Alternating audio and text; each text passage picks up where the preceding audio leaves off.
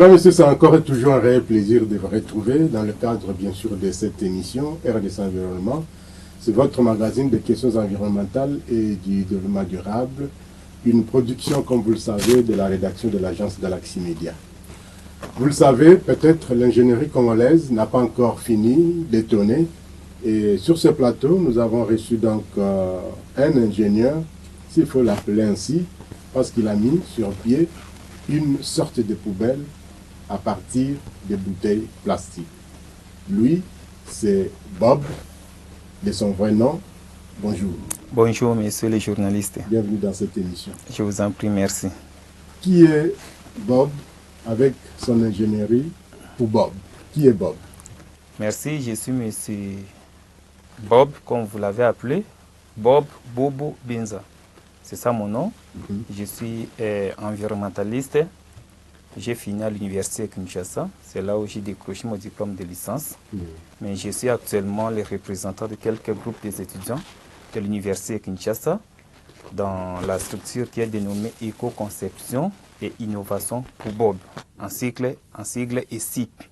Donc c'est parce que nous avons jugé le travail en synergie avec les amis. L'idée était individuelle. L'initiative était individuelle, mais j'ai compris qu'on a toujours dit un seul doigt, c'est l'union qui fait la force, bien évidemment. Et proverbialement, on dit qu'un seul doigt ne lave pas les visages. Donc il fallait que l'union de plusieurs personnes, afin que nous puissions travailler en synergie, pour que nous puissions réaliser un travail qui peut être accepté par tout le monde. Ok, ESIP avec une synergie de, il faut les appeler comme ça, des anciens étudiants. Bien évidemment. Qui ne le sont plus, parce qu'ils sont regroupés autour de cette structure. Pourquoi avoir créé cette structure? Bon, c'est parce que juste après avoir innové les Poubob, qui est poubelle en bouteille plastique, autrement appelé en déchets plastiques. Les autres appellent déchets, mais nous souhaitons bien appeler bouteille plastique, parce que nous quittons les stades des déchets, nous allons vers les stades de donner une valeur économique à ces déchets. Et nous appelons, ce n'est plus encore déchets, mais Poubob, c'est les poubelles en bouteille plastique. Et d'ailleurs, il faut le dire, aujourd'hui, les déchets n'existent plus. Sinon, les déchets tous les autres déchets aujourd'hui sont récupérables, recyclables et auxquels on peut donner une valeur ajoutée avec ce qu'on appelle aujourd'hui l'économie circulaire. Donc, à vrai dire, les déchets n'existent plus. Bien évidemment, les déchets n'existent pas auprès de ceux qui connaissent les valeurs économiques des déchets. Tout à fait. Mais comme en RDC, il existe encore plus de 60% des populations qui ne connaissent pas des valeurs économiques des déchets. Voilà pourquoi nous parlons des termes déchets. Sinon, lorsque j'ai innové les Poubob et également les briques bloquantes, voilà, et j'ai défendu cela dans mon mémoire de fin d'études. Et le travail a été accepté par mes professeurs, les éminents professeurs et consorts. Et voilà. Et les outils qui ont été innovés ont répondu à 3 paramètres. Paramètre économique, paramètre environnemental et puis paramètre social. Donc, ça, c'est le développement durable. Voilà. Nous devrions maintenant commercialiser les outils. Mais la réalisation de ces Poubob n'est pas facile, mais aussi les briques autobloquantes n'est pas facile. Donc nous nous sommes dit avec les amis, non, c'est une occasion que nous puissions nous regrouper, comme ça nous donnons l'emploi. Parce que nous finissons les études, bon, nous ne sommes pas tous des licenciés, et parmi nous il y a plus des étudiants qui des licenciés. Voilà, alors au lieu de finir les études, il peut y aller quémander les emplois, chercher les emplois parfois avec de nouvelles chaussures qui se démolissent pendant que vous n'obtenez pas toujours le boulot. Nous nous sommes créés maintenant cette société à responsabilité limitée pluripersonnelle dénommée ESIP, donc Éco-conception et innovation pour Bob. Alors avec les autres, comme c'est moi qui est le porteur du projet, je m'étais donné tout mon temps de pouvoir former les autres. Donc, alors, quel est l'état des lieux que vous faites d'abord en ce qui concerne les déchets plastiques, ici, particulièrement dans la ville de Kinshasa, et quel a été votre leitmotiv pour mettre sur pied ce que vous appelez aujourd'hui Poubop? D'abord, l'état des lieux que vous faites des poubelles, des bouteilles plastiques dans Kinshasa. Voilà, ce sont les déchets plastiques, quoi. Au fait, nous avons observé et analysé, constaté que après plusieurs décennies, la ville-province de Kinshasa était butée à la problématique de gestion des déchets solides. Et Comme toutes les grandes villes du monde d'ailleurs, c'est pas seulement Kinshasa. Mais d'autres villes du monde, c'est un peu différent avec la ville-province de Kinshasa, parce qu'à un certain moment, et récemment, l'appellation continue d'être appelée Kin la poubelle. Vous voyez? Donc l'appellation là est venue suite à l'insalubrité, donc la masse de déchets qui avait inondé notre ville-province de Kinshasa. Vous imaginez un peu. Et bien avant, on ne savait pas. Comme tout ignorant, on était ignorant. Nous avions tous l'habitude toujours de jeter les déchets même moi particulièrement, j'avais cette habitude-là. Mais lorsque je suis allé à la science de l'environnement, à la faculté de sciences et technologies à l'UNIKIN, déjà après ma 3e année à l'UNIKIN, j'ai acquis des connaissances suffisamment sur l'environnement en général. Voilà, de façon générale, j'ai acquis des connaissances sur l'environnement et consorts. Et voilà. Et moi-même, j'ai travaillé aussi dans les projets RATPK à l'époque de l'ex-gouverneur André Kimbuta. J'ai travaillé dans ces projets-là de l'évacuation, donc la ville était vraiment très sale. Vous voyez, à l'époque, là, on était dans des 15 millions d'habitants, 12 millions, quelque chose comme ça. Mais les déchets étaient vraiment inondés dans la ville-province de Kinshasa. Quand bien même que la ville avait organisé quand même la technologie de traitement des déchets par l'enfouissement. On avait créé quand même les centres de passe et centres contrôlés d'enfouissement des déchets. Je vous dis, les déchets devraient être amenés là-bas pour être enfouis, traités et aussi extraire. Il faut le dire, ce n'est pas un mode de gestion durable des déchets quand même. Je pense que c'est aussi un mode de gestion durable des déchets parce que nous avons deux grandes techniques de traitement des déchets. C'est l'enfouissement et aussi l'incinération. Oui, mais quand on voit l'enfouissement, quand on met tout type de déchets ensemble, est-ce que vous pensez que ça peut être un mode de gestion durable des déchets? Parce que les déchets, il faut d'abord les séparer, les trier, ainsi de suite. Le problème de Kinshasa est que les gens ne connaissent pas la gestion des déchets. Les gens ont l'habitude de mêler tous les déchets dans une poubelle. Vous voyez?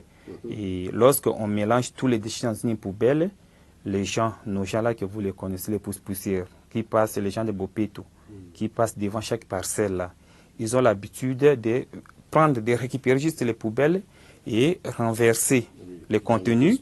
Voilà, dans les pousse-pousse, ils amènent ça dans des décharges sauvages, c'est-à-dire dans des érosions, à bord des fleuves, des rivières. Vous voyez, c'est ça.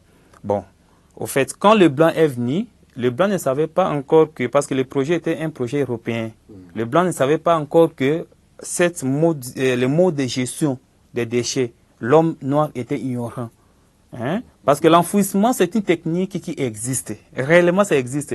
C'est comme vous le dites là, donc on enfouit les déchets biodégradables. Donc les déchets pondus qui vont se décomposer dans l'air. Voilà. Mais aussi l'incinération. Les deux techniques que le Congo n'en a pas. L'initiative existait. Mais moi, particulièrement, l'idée est venue d'où? Comme tout étudiant qui doit aller présenter son mémoire avec sa spécificité. Vous comprenez? Je devrais aussi présenter les mémoires des faits d'études avec ma spécificité. Alors, qu'est-ce que j'ai fait? Je devrais maintenant chercher à apporter un plus dans la science. Je devrais apporter un plus dans la science parce que tout ce que nous traitons ont été déjà traités par nos prédécesseurs. Vous voyez, c'est juste un peu de piment, de sel. La science, il faut pimenter, il faut compléter cela. C'est dans ce contexte-là que je devrais réfléchir maintenant profondément. Maintenant, pour réfléchir profondément, il faut avoir acquis des connaissances précédentes. Vous voyez un peu ça. Et après plusieurs lectures, des recherches documentaires, comme tout scientifique doit les faire, tout scientifique digne de son nom, Je l'ai fait et je lis professeur Biei, qui est mon professeur, Biei Makali, Emmanuel, dans son article « L'anarchie à tous les niveaux ». Dans son article-là, il a donné la statistique des masses de déchets émis journalièrement dans la ville province de Kinshasa. Et là, il a 4 ans passés, à 2018, oui, 2018, à cette époque-là. Je lis ça, c'est le document qui le dit, 8000 tonnes de déchets par jour. C'est là ces études. Je lis encore le professeur Oli Olenu Manginda, toujours de l'université de Kinshasa, son document qui est intitulé « La gestion des déchets de la ville de Kinshasa ». Et lui a donné une statistique de 10 000 tonnes de déchets par jour. Vous voyez un peu ça? Alors, je me suis dit, toutes ces données des émissions de déchets solides dans notre ville, professeur Kinshasa, tous ces déchets-là ne sont pas traités. C'est-à-dire que ça se lessive dans des rivières, ça s'enfouit dans des sols, mais ça traîne, voilà, ça traîne par-ci, par-là. Voilà. Maintenant, je ne me suis pas limité là, je devrais encore lire d'autres manuels. Et là, bien évidemment, je lis la société francophone. La société francophone, c'est un manuel qui parle de la chimie des polymères. Et vraiment, j'ai quand même acquis beaucoup de connaissances parce que dans ce manuel-là, on a démontré que lorsqu'on a une molécule d'éthylène qui est composée de 2 atomes de carbone et de 4 atomes d'hydrogène mis à bonne condition de température et de pression, et voilà, en présence également d'un catalyseur, ça se réagit l'un de l'autre, vous voyez, pour engendrer la chaîne moléculaire, vous voyez, appelée monomère. Et ces chaînes-là également, lorsque ça se réagit, ça forme ce qu'on appelle polymère. Et là, on est dans la chimie des polymères.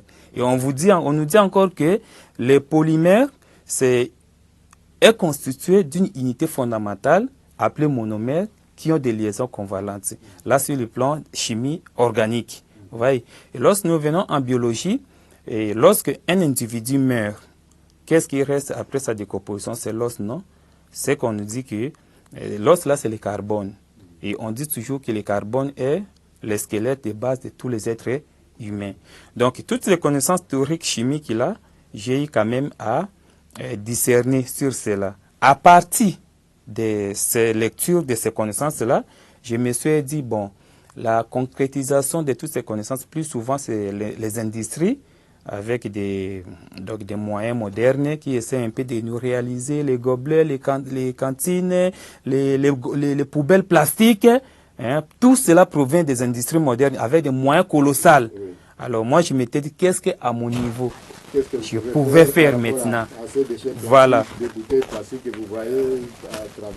C'est ce que j'appelle aussi à chaque étudiant de les faire. Parce que plus souvent, les étudiants misent l'espoir sur des moyens colossaux pour réaliser un peu des choses qu'ils pensent faire. Mais moi, je ne suis pas allé plus loin. Je me suis dit, avec mes moyens de bord, je peux quand même faire quelque chose à partir des notions de chimie, des polymères, tout comme ça. Et j'ai monté poubelle en bouteille plastique, sinon en déchets plastiques. Et comme la réalisation, sinon l'expérimentation avait donné un résultat positif. Et vraiment, même moi aussi, j'étais étonné de voir que les gens sont venus commencer à solliciter les achats et comme ça. Et les amis sont venus aussi autour de moi. Pour faire un bloc. Faire la force, faire un bloc. Aujourd'hui, nous œuvrons très bien, nous avançons bien. Alors, Poubob existe déjà, ça fait quelques temps, bien sûr. Mais il y a, c'est vrai, il y a des petites activités comme ça, des gestions, des transformations des déchets plastiques, surtout des bouteilles, parce qu'aujourd'hui, on voit à travers la ville que les bouteilles, en tout cas pilules, dans les rues, dans les caniveaux, dans nos rivières, et qui arrivent même dans les fleuves. Mais pour vous, la spécificité de votre projet avec Poubob et SIP, c'est quoi en fait? Qu'est-ce que vous voulez véhiculer comme message par rapport à cette mise en place de votre Poubob? Merci, M. Ribin. Notre message est basé beaucoup plus sur la gestion des déchets. Donc, qui dit gestion des déchets, dit des différentes étapes. Vous voyez, les déchets sont produits. Une fois qu'on produit les déchets, on a maintenant les déchets en main. Il faut que la gestion commence par là. C'est-à-dire que, parce que l'environnement, c'est un cadre de vie, une habitation. Et une habitation, sinon un habitat est appelé à être sain. Vous voyez. Donc, quand l'homme produit les déchets, il doit prendre en charge ces déchets. Donc, la gestion des déchets commence dès sa production. Quand on produit les déchets, il faut les jeter dans un récipient approprié. Vous voyez, les récipients doivent avoir une caractéristique spécifique. Et là, je parle des catégories de déchets. À ne pas mélanger les déchets. Lorsque le récipient, qui est la poubelle, est rempli, qu'est-ce qu'il faut faire? Il faut évacuer.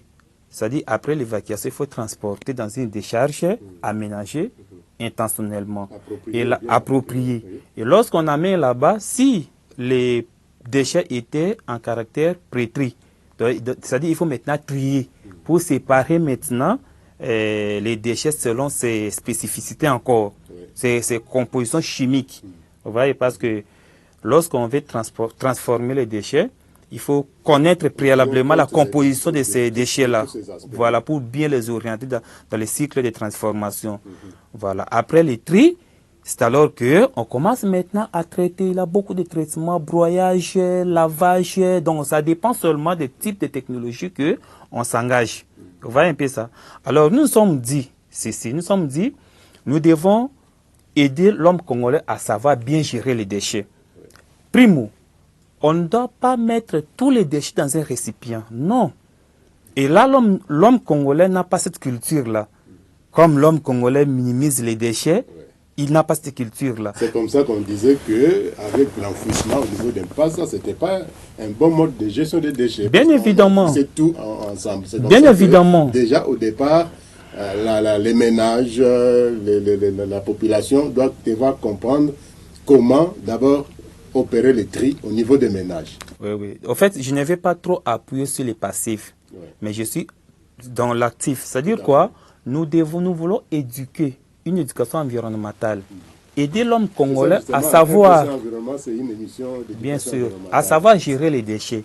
C'est-à-dire que l'homme congolais doit savoir qu'il est dans l'obligation de très bien gérer les déchets. Parce que lorsqu'il ne gère pas bien les déchets, lorsqu'il ne gère pas très bien les déchets, il y a des conséquences néfastes qui vont, au fait, arriver. N'est-ce pas? Voilà pourquoi, à travers les CIP, nous avons disposé pour Bob n'est pas venu pour remplacer nos poubelles habituelles que nous utilisons, non, donc nos poubelles plastiques. C'est un ajout. Oui, c'est un ajout, mais un ajout qui est venu avec une particularité, laquelle éducation environnementale. Donc déjà, Poubob, par sa présence, par sa forme, quelqu'un qui a un intellect, vraiment, il va savoir que cette poubelle, ce n'est pas pour n'importe quel déchet, c'est pour un type de déchet quelconque. Vous voyez? C'est-à-dire que quelqu'un doit avoir Poubob chez lui. À côté de Poubob, il doit mettre aussi une poubelle. Une autre poubelle. Et comme, au fait, la vie est un peu difficile, c'est difficile au ménage d'avoir plusieurs poubelles installées dans les ménages. Vu que pour avoir les faux à manger, on aura une liste vraiment, tout un tas de poubelles. Mais au minimum 2 poubelles, ça va déjà. Pourquoi je dis 2 poubelles? Parce que selon la grande catégorie des déchets, nous n'en avons que 2. Donc les déchets biodégradables et les déchets non biodégradables. Et donc, lorsqu'une ménage a 2 types de déchets, de poubelles, dont on met l'une les déchets biodégradables et l'autre les déchets non biodégradables. Déjà, ça constitue des poubelles du genre pré-tri sélectif. Vous voyez? Moi, je vous dis que lorsque la population comprendra notre souci et notre manière de faire les choses, ça va vraiment aider la population quinoise. Parce que, quitte qu'on n'achètera plus jamais les déchets à les voies publiques. Mais, avec ces agents, ils vont passer à des ménages pour récupérer les déchets gratuitement. Bien au contraire, c'est Kitoko qui va proposer même quelque chose aux ménages pour que ça puisse motiver les ménages à bien gérer ces déchets. Et c'est ça le souci que nous sommes à animer. Et nous ne sommes pas limités là. Parce que d'aucuns diront que, mais vos poubelles là, c'est seulement une façon de réutiliser les déchets plastiques et consorts. En fait, c'est aussi un mode de gestion, la réutilisation. On peut aussi réutiliser ce qu'on a déjà utilisé. Bien évidemment, parce que ça se trouve parmi les stratégies de 3R. Oui. Donc la réutilisation, la réduction et le recyclage. Oui. Et voilà, même pour Bob, là, se retrouve dans toutes ces 3 stratégies-là. C'est aussi une façon de recycler les déchets. Parce que recycler signifie introduire un déchet dans un nouveau cycle de vie. Oui. Vous voyez? Et pour Bob, non pas encore, le poubelle, ce n'est pas des déchets, mais ce sont des bouteilles plastiques. Parce que nous quittons directement les stades de déchets, nous entrons dans les stades d'une matière qui a une valeur économique. Vous voyez un peu? C'est ainsi que dans des ménages qui possèdent nos poubelles, nous leur demandons chaque fois d'y déposer seulement les déchets plastiques et sachets. Parce que nous sommes sous l'orientation d'un grand professeur de l'université Kinshasa, professeur Bié, qui a également, je pense que vous les connaissez, qui a également les centres de transformation des déchets, des pavés et consorts. Alors ces déchets sachets-là, nous amenons ça là-bas pour la fabrication des pavés. Et d'autres déchets plastiques, là, nous réutilisons pour le poubelle, mais aussi pour les briques autobloquantes. Vous avez ça avec vous. Donc les briques là. Vous aviez parlé tantôt de Kintoko, mais avec cette technique, si et seulement si les ménages ont vos poubelles, donc, et que les ménages collectent déjà ou trient déjà en avance les bouteilles plastiques qu'ils peuvent bien sûr vendre au niveau de Kintoko, parce que Kintoko achète les bouteilles plastiques et ça peut également constituer une activité économique pour les ménages. Bien évidemment, parce que dans les voies publiques, il y a des gens qui feront semblant de montrer au public qu'ils ont la notion de gérer les déchets. Mais c'est faux. Une bonne façon de gérer les déchets, c'est d'abord depuis les ménages. Oui. C'est d'abord depuis les ménages. Parce que si quelqu'un sait déjà bien gérer les déchets depuis les ménages, si quelqu'un depuis les ménages sait que quand j'ai la bouteille suisse d'eau, je bois, ça finit, il faut que j'aille dans ma poubelle qui est destinée pour les déchets plastiques et sachets. Si déjà depuis les ménages, tout le monde connaît ça, les enfants de tout le monde, de tout niveau, déjà dans les voies publiques, ça sera la conséquence de cette bonne éducation. Vous voyez un peu? Ça sera la conséquence de cette bonne éducation. Donc, ça que vous dites là, c'est vrai, monsieur le journaliste, monsieur Ribin. Donc, notre souci, c'est ça, que Kitoko commence désormais à aller dans les ménages. Oui, ce n'est pas aussi mauvais de mettre les stations d'approvisionnement des déchets plastiques dans des coins stratégiques. C'est bien. Parce que d'autres déchets, jadis, les déchets qui ont été émis pendant que les gens n'avaient pas encore de connaissances sur la bonne gestion des déchets. Tous ces déchets traînent encore dans des rivières. Nous attendons maintenant la saison des pluies. Vous allez voir des rivières qui ont un peu de ponts, les ponts qui essaient un peu d'intercepter les particules solides. Vous allez les voir. À très bientôt ici. Il y aura maintenant des inondations.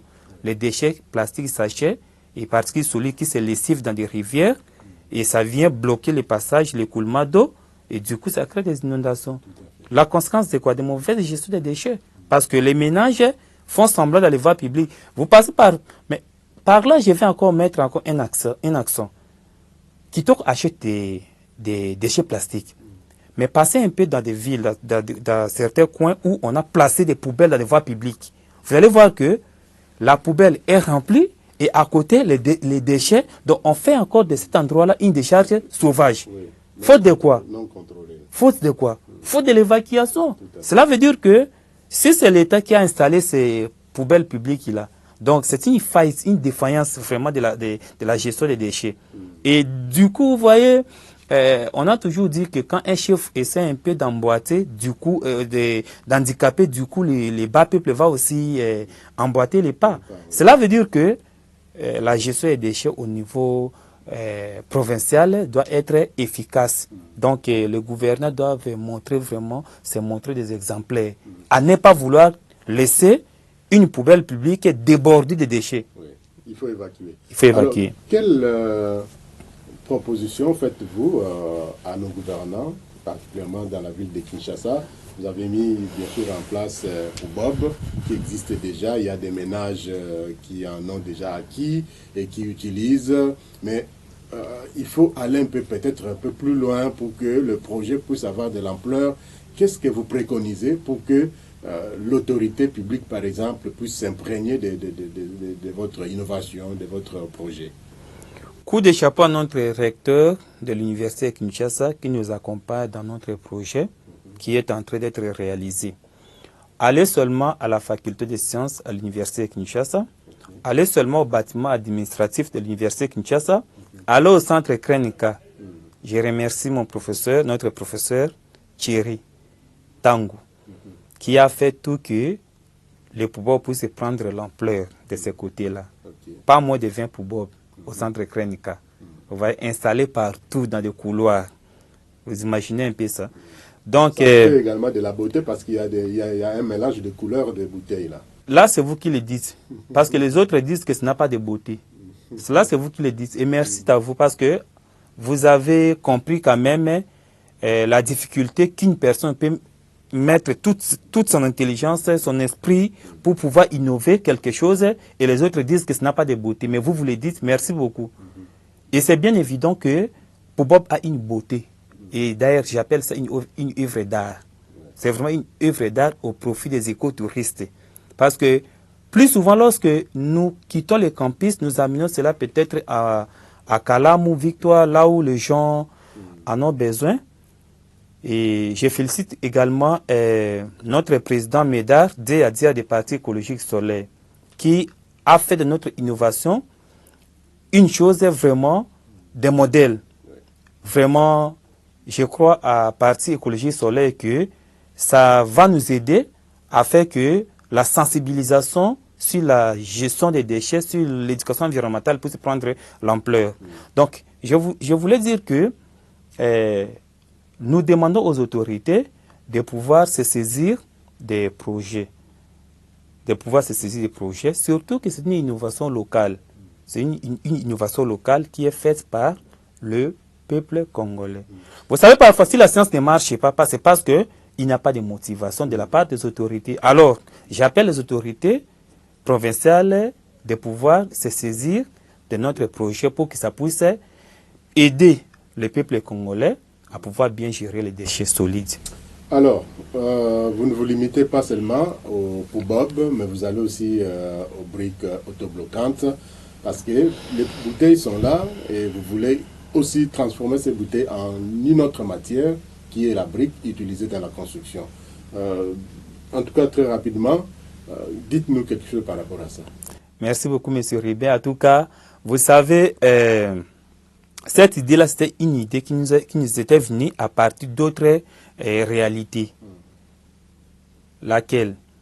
Nous avons observé dans notre milieu que les déchets métalliques n'existaient pas.